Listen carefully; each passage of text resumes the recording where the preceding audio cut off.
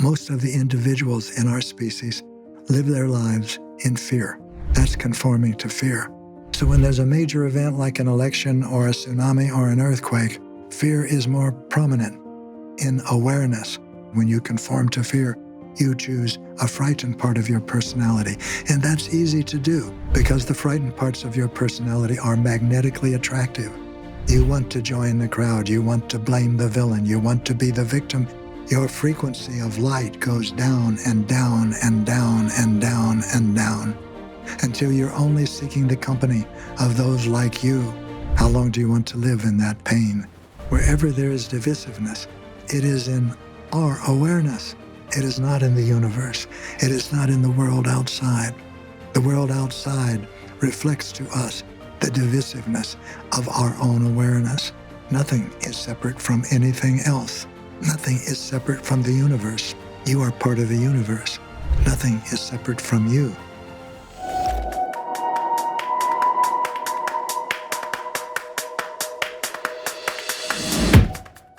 I've received several emails about the same topic and versions on it.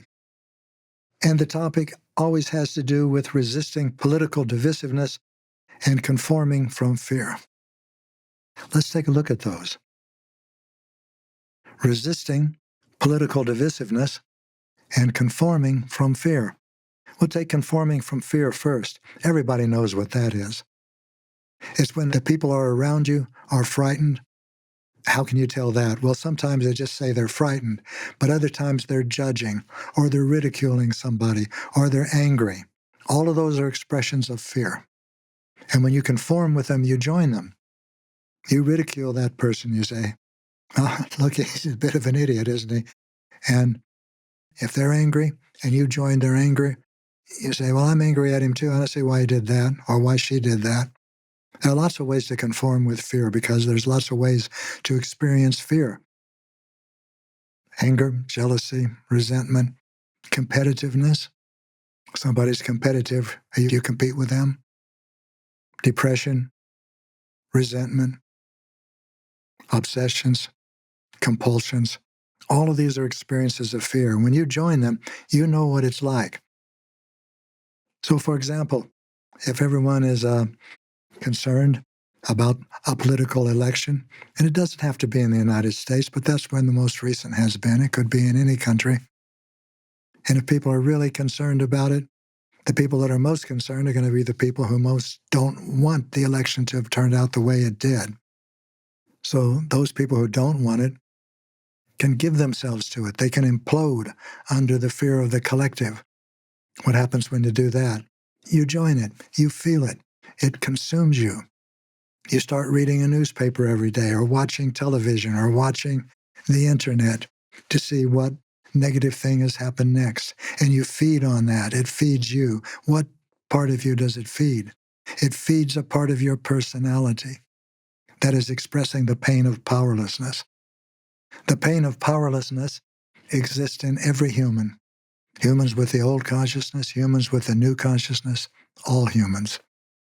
It's the experience of not being adequate, of not being good enough, of wanting to be chosen and never being chosen, of wanting to belong and not belonging, of wanting to be loved and not feeling lovable. It's the experience of wanting to love but not feeling capable of loving. In other words, these are experiences of feeling inherently flawed, intrinsically defective, not good enough, not now, not ever before, and not ever in the future, not good enough. And it's excruciating, and every human has it. When our species was limited to the old consciousness, which means when it was limited to the five senses, when it believed and experienced that nothing except what could be tasted, touched, and heard, and seen, and smelled was real, it experienced fear when the world was not the way that it wanted. That's the same as saying that when the world is not the way a frightened part of your personality wants it to be, demands it to be, You experience fear, anger, resentment, jealousy, and you can join it by starting to read newspapers and watch news media. And you are enveloped in it. Your frequency of light goes down and down and down and down and down until you're only seeking the company of those like you and have a very low energy content in their light. And they want to draw what little they haven't drawn from you to themselves. That's fear. It's painful. It hurts in every way. How does it hurt? It's physically painful. Emotional pain is physical pain. This is something that the old consciousness did not see. The new consciousness sees it clearly. When you're experiencing a painful part of your personality, it's a frightened part of your personality. That means that you're in your energy processing centers, and we'll take these for the moment. These three, your throat, your chest, your solar plexus, you'll feel painful physical sensations there. That means that a frightened part of your personality is active. And when you look at what that part of your personality is thinking, it'll always be thinking judgmental and critical thoughts. That's the fear. And conforming to the fear means you allow yourself to believe that the experiences of a frightened part of your personality are your experiences, that you are frightened. But that fear is not coming from the unchanging and unchangeable ground of your being. It's coming from one part of your personality. And your personality has many parts. Many of them come from fear. And I've mentioned quite a few of those now. Resentment, competitiveness, impatience, anger, jealousy, despair, overwhelm. Other parts of your personality come from love. They originate in love. Those are the parts that are grateful and appreciative and patient and caring and content and in awe of the universe. You don't conform to those. You choose those. You choose to experience them. That's creating authentic power. Learning to distinguish love from fear in yourself and choosing love no matter what's happening inside you or what's happening outside you. If you're not aware of this, then you allow and are allowing what happens in the world to determine your emotional experiences. But it doesn't. What happens in the world activates internal dynamics in you that we've been calling frightened parts of your personality or loving parts. They're energy dynamics. And when one is active, it hurts. And the thoughts that it generates are critical and judgmental. And when the other, which we're calling love, is active, it also generates experiences. But they all are experienceable as and experienced as joy, meaning, purpose, gratitude, awe of the universe. And the thoughts are appreciative and grateful and caring. So when you become enveloped in fear, when you conform to fear, that means you are allowing the frightened parts of your personality to determine your thoughts and your actions. And when you do that, you create painful consequences for yourself. None of them feel good. All of them are destructive. That's conforming to fear. Most of the individuals in our species live their lives in fear. That's conforming to fear. So when there's a major event like an election or a tsunami or an earthquake, fear is more prominent in awareness. But fear is part of the experience of every individual who acts and speaks from the old consciousness. The opposite is the story with the new consciousness. It's not limited to the five senses, and so we can see ourselves, experience ourselves as more than minds and bodies, but as having an immortal aspect. That's the soul.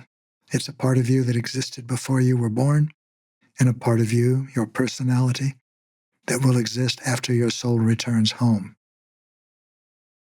It does not conform to fear. It chooses love. When you choose it, you choose a loving part of your personality. When you conform to fear, you choose a frightened part of your personality. And that's easy to do because the frightened parts of your personality are magnetically attractive. You want to join the crowd. You want to blame the villain. You want to be the victim. And all of the people around you are victims. And there's a sense of comfort in that and common pain.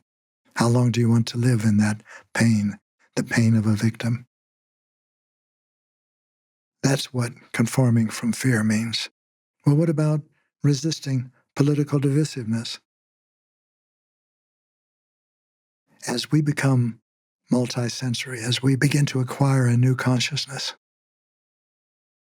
we begin to realize something remarkable, something beyond understanding, something that doesn't appear to our perception to be so, but we know it's so because it gives us tremendous meaning, depth of purpose, vitality, and joy. We are one. There is only one life. There is only one universe. There is only one with a capital O, as in Om. And we are that. Wherever there is divisiveness, it is in our awareness.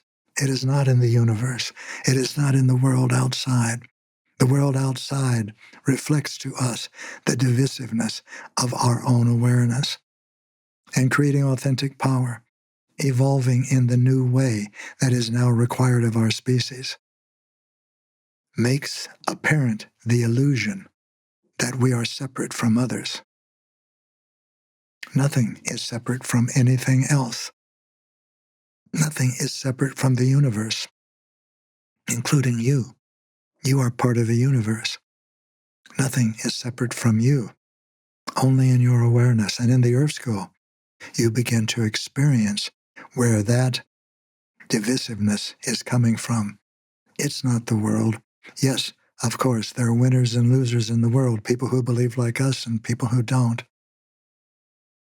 But all of that is an illusion.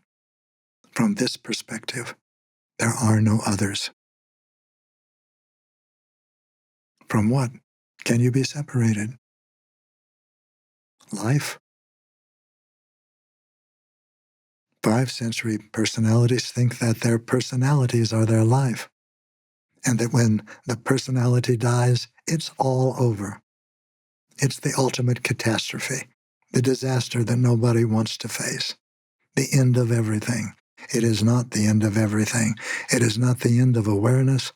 It is not the end of consciousness. It is not the end of responsibility for what you have created with your choices. And it's certainly not the end of life. Life has no end, and you are life. Consider that. Political divisiveness. Politics is divisiveness. Politics is the struggle for external power, for the ability to manipulate and control. There are winners and there are losers. Those who have more money are winners. Those who have more weapons are winners. Those who have more influence are winners, and all else are losers. That's the old way of understanding experience. It's obsolete. It prevents our evolution now. This means that if you want to change the world, and you are not separate from the world, how else can you change it except by changing yourself? If you want the world to become a loving world, become loving. If you want the world to become less angry, become less angry yourself.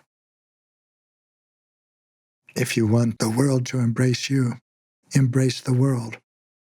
Now, from the old consciousness, that's absurd, because in the old consciousness, there is an uncrossable barrier between in here and out there. That barrier is not a part of the new consciousness. In here and out there disappear. And from that perspective, which billions of individuals are now acquiring that consciousness, to change the world requires changing yourself. How can you change yourself? Can you force yourself into becoming kinder? No, you can't. You need to choose kindness and cultivate it and develop it. You can't choose to become more loving.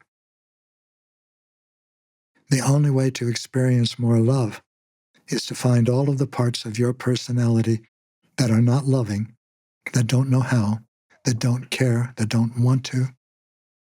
Experience them intimately. Challenge them. That means choose not to act on them while you are experiencing them, and to choose instead to act from loving parts of your personality while you are experiencing the frightened parts, and speak and act from the loving parts. That's creating authentic power. Resisting divisiveness and conforming to fear are the same thing. They are both fear. Conforming to fear is obvious. People around you are judgmental, critical, and striving to make themselves feel better about themselves by changing the world. People who are resisting divisiveness are doing the same thing. They see divisiveness in the world and they don't want to look at it. But when they see it in the world, they don't realize that they're seeing what is inside them, and they don't want to do that. Your choices are fear or love. Fear is everywhere. So is love. When you choose love, do you put more love into the world? No, that's meaningless. The universe is love. When you choose love, you expand your awareness so that you become aware of love more than you were previously. Let me give you an example. You see somebody who's angry or judgmental or abusing someone verbally, and in the past you would judge that person as cruel, insensitive, unkind. But as you create authentic power, you begin to experience for yourself how painful frightened parts of your personality, such as cruelty, judgment, and lack of kindness are. And you recognize in the other person a frightened part of his personality or her personality that's controlling that person. And you know from your own experience how much pain that person is in. And so that allows compassion to arise in you. It's the same circumstance, it's the same abuse, it's the same event in the world, but you see it so very differently. In one case, you see it through the lens of fear, and in the other case, you see it through the lens of love. How you experience something depends upon how you hold it. That's another way of saying that your choices of love or fear are choices that create. These are choices that create your experience of the world. The world is the world. How you experience it is something you can control. Not only can control, can choose. This doesn't mean that you can decide not to be angry when you're angry. This doesn't mean that you can decide what you're going to experience, what the next emotion you're going to experience is. But it does mean that you can always decide what you're going to do, what you're going to choose when that emotion comes. And when the choice is love, that's creating authentic power, while you have the courage and the clarity and the ability to experience fear in yourself. That's where the great battle is. There's an old saying, be kind to everyone, because everyone is fighting a great battle inside. A great battle's filling our mythology, our collective unconsciousness.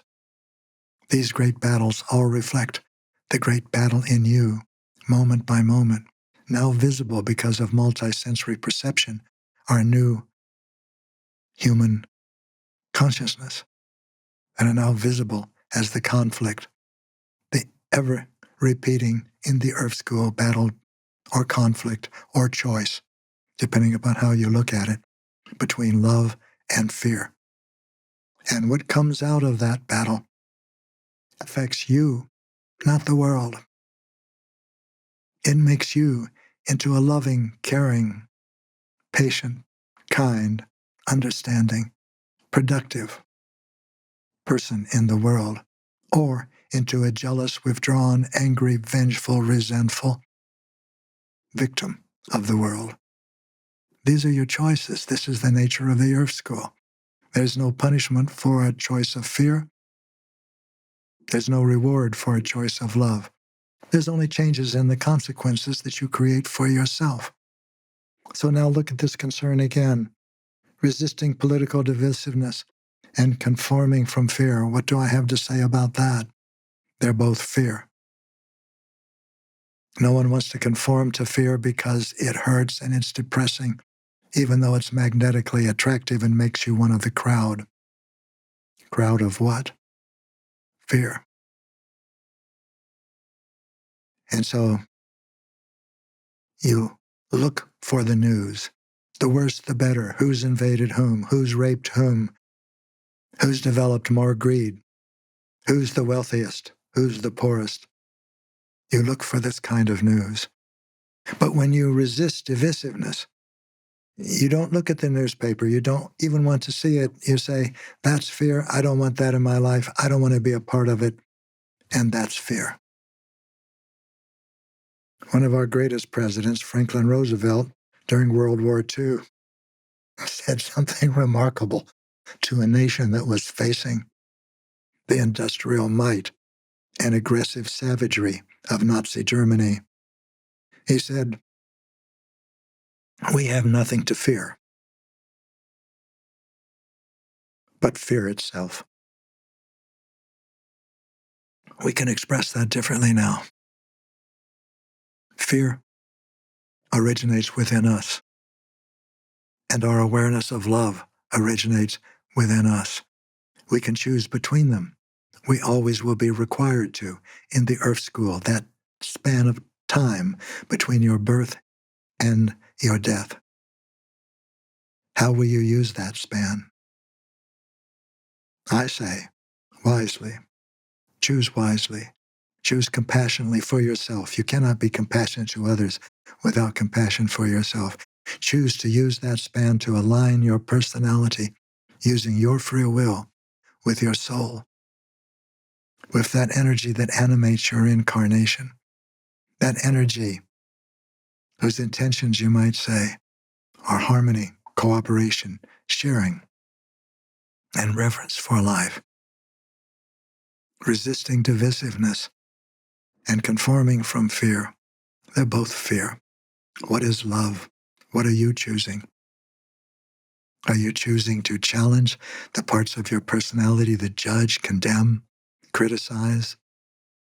Or are you choosing to move beyond their control consciously into domains, which means experiences and awareness of love? That's how remarkable the time we're living in is. And that's how remarkable we are. That's how remarkable you are. This is the new human consciousness. It's yours. It's not existing outside of you, and it's not emerging outside of you. It's emerging inside of you. That's where you can see it. That's where you can use it. That's where you can apply it. The choice is always yours. That's a miracle. Along with you, you're the miracle too. And the life school, that's the miracle. From our perspective, everything is a miracle. From the perspective of the universe itself is a miracle. If you're enjoying anything you're hearing on this podcast, subscribe to it. Now, what do I mean by enjoy? Do I mean, is it entertaining for you? Does it make you laugh? Does it make you forget your worries? That's not what I mean. I mean, do you resonate with anything that I say as relevant, profound, and pertinent for you, not for the world, for you? Something that you can use, something that you can experiment with in your life. If you do, if you resonate, then subscribe, because there's more where this comes from. It comes from the universe, as do you. Now I have a soul step for you. If you don't already have one, find a notebook, a small one that you can put in your purse or put in your back jean pocket, and a small pen or pencil. Now take out your notebook and write down every thought and experience you've had that you think is a reaction to divisiveness, political divisiveness.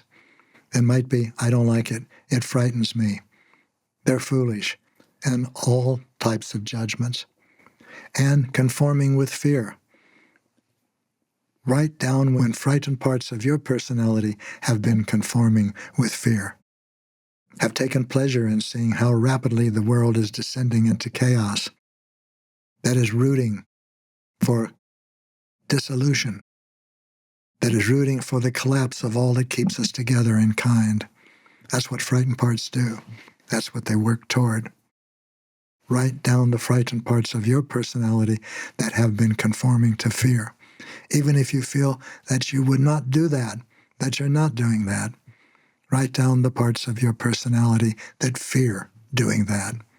Write down the parts of your personality that fear divisiveness and that you can look at now in yourself.